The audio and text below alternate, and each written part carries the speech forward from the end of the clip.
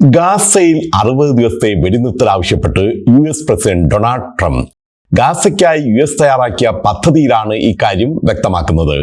മധ്യസ്ഥരായ ഈജിപ്തും ഖത്തറും ഇക്കാര്യത്തിൽ സമ്മതമറിയിച്ചതായാണ് വിവരം. വെടിനിർത്തൽ കരാറിൽ ഹമാസ് ഒപ്പുവെച്ചാലുടൻ ഗാസയിലേക്ക് സഹായം അയക്കാനാണ് US പദ്ധതി. സ്ഥിരമായ വെടിനിർത്തൽ നിലവിൽ വന്നു കഴിഞ്ഞാൽ ഹമാസ് അവസാന 30 ബന്ദികളെ വിട്ടയക്കണമെന്നും പദ്ധതിയിൽ വ്യവസ്ഥ ചെയ്യുന്നുണ്ട്. തങ്ങളുടെ വെടിനിർത്തൽ നിർദ്ദേശത്തിന് ഇസ്രയേൽ സമ്മതിച്ചതായി വൈറ്റ് ഹൗസ് വൃത്തങ്ങൾ വ്യക്തമാക്കി. അതേസമയം ഗാസയിലെ ഒരു ഭക്ഷ്യ വെയർഹൌസിൽ ഇസ്രയേൽ നടത്തിയ ബോംബാക്രമണത്തിൽ ഇന്നലെയും 44 പേരാണ് കൊല്ലപ്പെട്ടത്. നിരവധി പേർക്ക് പരിക്കേറ്റു. ഗൾഫ് മേഖലയിൽ ചൂട് കൂടുന്നു. ഈ വർഷത്തെ ഹജ്ജ് സീസണിൽ മക്കയിലും മദീനയിലും വെള്ളിയാഴ്ച പ്രഭാഷണങ്ങളും പ്രാർത്ഥനകളും കുറയ്ക്കുമെന്ന് ഗ്രാൻഡ് മോസ്കിലെയും പ്രവാചക പള്ളിയിലെയും മതകാര്യ പ്രസിഡന്റ് ഷെയ്ഖ് അബ്ദുറഹ്മാൻ അൽ സുദൈസ് തീർത്ഥാടകർക്കും ആരാധകർക്കും പ്രത്യേകിച്ച് പ്രായമായവർക്കും മത്താഫ് അഥവാ വിശുദ്ധ കാബയ്ക്ക് ചുറ്റുമുള്ള പ്രദക്ഷിണ മേഖല, മുകളിലത്തെ നിലകൾ, തുറന്ന മുറ്റങ്ങൾ തുടങ്ങിയ തിരക്കുള്ള ഇടങ്ങളിൽ ഒത്തുകൂടുന്നവർക്കും ശാരീരിക ബുദ്ധിമുട്ട് ലഘൂകരിക്കുന്നതിനാണ് ഈ നടപടി. ദുബായിൽ ഭിക്ഷാടനത്തിനും പണപ്പിരിവിനും എത്തുന്നവർ കരുതിയിരിക്കുക.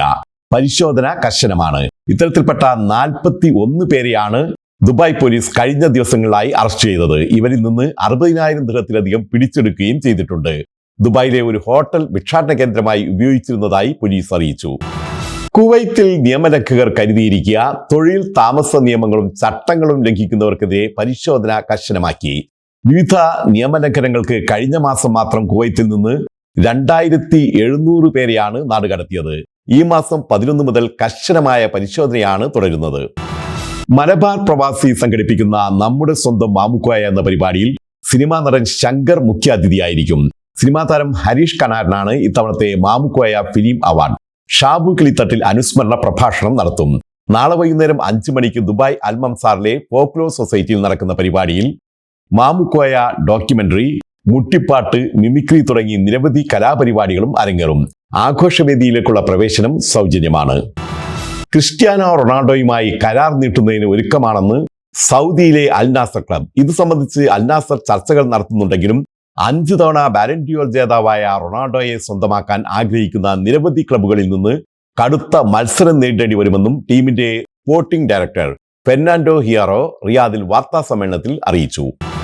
ഖത്തറിൽ നടക്കാനിരിക്കുന്ന അണ്ടർ 23 ഏഷ്യൻ കപ്പ് യോഗ്യതാ റൗണ്ടിൽ ഇന്ത്യ എച്ച് ഗ്രൂപ്പിൽ. ഖത്തർ, ബഹ്റൈൻ, ബ്രൂണൈ എന്നിങ്ങനെയുള്ള വൻപൻ ടീമുകൾ ഉൾപ്പെടുന്ന ഗ്രൂപ്പ് എച്ചിലാണ് ഇന്ത്യയും. ഇതിൽ കരുത്തരായ ഖത്തറിനെയും ബഹ്റിനെയും മറികടക്കാൻ ഇന്ത്യ ഏറെ വിയർക്കേണ്ടി വരും. വരുന്ന സെപ്റ്റംബർ 1 മുതൽ 9 വരെ ദോഹയിലാണ് ടീമുകൾ മാറ്റുരയ്ക്കുന്നത്. ഇനി പ്രവാസികൾ അറിയാൻ, വരുന്ന മാസം മുതൽ, അതായത് മറ്റന്നാൾ മുതൽ നിങ്ങൾ വിസ, മാസ്റ്റർ കാർഡ് ഉപയോഗിച്ച് UAE എയർപോർട്ട് ലോഞ്ചുകളിൽ കയറുമ്പോൾ ചില കാര്യങ്ങൾ അറിഞ്ഞിരിക്കണം. ലോഞ്ച് സന്ദർശിക്കുന്നതിന് എല്ലാ കാർഡ് ഉടമകളും ട്രാവൽ പാസ് ആപ്പിൽ രജിസ്റ്റർ ചെയ്യേണ്ടതുണ്ട്. അതുപോലെ ഓരോ കാർഡിന്റെയും തരമനുസരിച്ച് ഓരോ വർഷവും ലോഞ്ച് സന്ദർശിക്കാനുള്ള അവസരങ്ങളും ഇപ്പോൾ പരിമിതപ്പെടുത്തിയിട്ടുണ്ട്.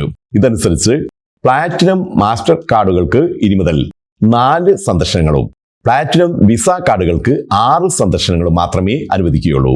ഇതുകൂടാതെ ലോഞ്ച് സന്ദർശനത്തിന് 3 മാസത്തിനുള്ളിൽ കാർഡ് ഉടമകൾ കുറഞ്ഞത് $1 അന്താരാഷ്ട്ര ഇടപാടുകൾ നടത്തേണ്ടതുണ്ട്. വിസ, മാസ്റ്റർ കാർഡ് ഉടമകൾ ഇക്കാര്യങ്ങൾ അറിഞ്ഞു വെച്ചായിരിക്കണം ഇനി എയർപോർട്ട് ലോഞ്ചിൽ കയറേണ്ടത്.